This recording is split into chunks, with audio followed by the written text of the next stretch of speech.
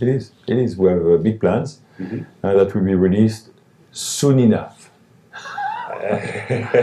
What is soon enough? Soon enough. For who? For everybody. No, we are working on a classical line, obviously, and the classical line will come out soon enough. Not in 2016. No, we have many surprises for the clients for the 10 years to come.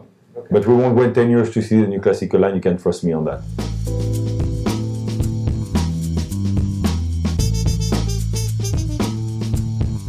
In the classical line, we are looking at two things. We are looking at tomorrow. So there will be a new design looking at tomorrow and not yesterday. And there will be things looking at yesterday and what we've done in the 20s, 30s, 40s, and 50s. There is no yellow gold watches on display anywhere in the fair, or very few actually. We made a point at bringing yellow gold back, not because it's trendy, because it's not actually. I heard people say, oh, it's trendy again? No, it's not. We are bringing gold back, expecting to relaunch gold. We are not sure if it's going to work or not. For what we heard as a first glimpse this morning from our retailers, they are buying the watches, so it's good, but it's not a trend.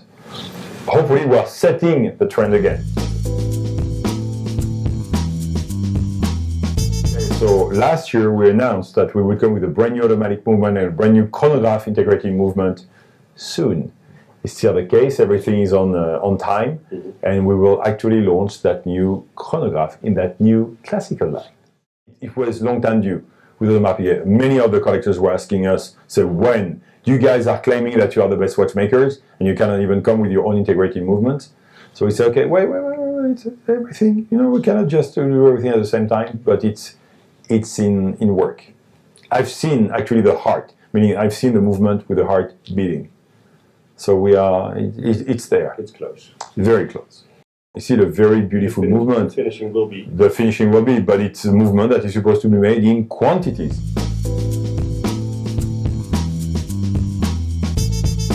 First of all, the year is showing a decline for the watch in the watch industry for 2015 in our price category. And the decline is going to be roughly, let's say, 5%. That's what we see. We saw growth in 2015. We're not going to share exactly what, but it was a good one. Okay, you can have that. It was a good one. So we went against the trend. The reason why, because everything we've been talking about for the last 4 years have been respected, or if not even done better. So we're ahead of our schedule, but the strategy is very clear. We know exactly where we want to go, not for 2 years or 3 years, for the next to 10 to 20 years. We won't change. We know exactly the road is traced, and we are all on the same one. Every single employee of the brand knows what they have to do and why, so it's easier to work. And the fact that we also decided to recap production for quite some time is going to help us achieving what we want to achieve. So today we don't think quantity, we think quality. That's the most important message that we are delivering to the markets. Quality at everything we do, quality on the watches, quality on innovation, quality on distribution, quality on marketing.